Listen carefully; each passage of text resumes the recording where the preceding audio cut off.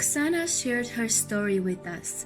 Oksana has just arrived safely in Poznan, Poland after traveling 1,600 kilometers from her home in Kharkiv, Ukraine.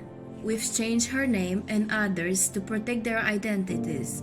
She told us, "I can't believe something like this is happening to my homeland." Last week, as the devastation in their country intensified, Oksana, 59, and her sister Galina, 61, feared for their lives, but felt unable to live. What would happen to their mother, Irina, 83, who relies on a wheelchair? Would any travel routes be accessible for them? If they left, they will be leaving behind their home, where she got married and raised her daughter. They will be leaving behind Galina's 36-year-old son. Kharkiv has been their home for over 14 years. They love their city very much.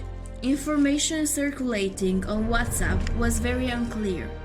Some news said there was a crisis, fightings, that people's lives were in danger. Some said that nothing has happened. It was fake news.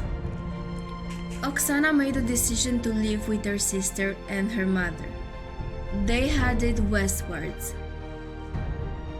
When we left Kharkiv, there was no electricity, so we couldn't charge our phones.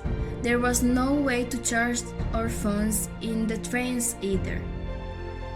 I was asking other people if I could use theirs, to tell my family and friends I was okay, but to also find out where to go and what to do next. Oksana says that at every stage, she and her sister was struggling to communicate their mother's needs, that she needs special support. They spent what felt like countless nights on trains, train stations, a temporary emergency accommodation with thousands of other people also fleeing the war. Once they crossed the border, it was even more difficult.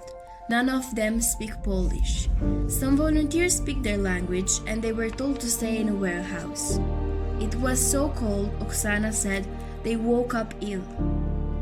They felt lost and confused, with no idea where to go next, where to get food, or how long they would stay in the warehouse. 4 days later, Oksana arrived in Poznan with her family. She said, "We were so confused. It was difficult for us to receive the directions. We didn't know where to go or what to do. I was so relieved to meet volunteers who speak my language." Oksana is one of more than 2 million people who have fled. These people need to get vital information and be heard, whatever they need. Please donate to our urgent appeal.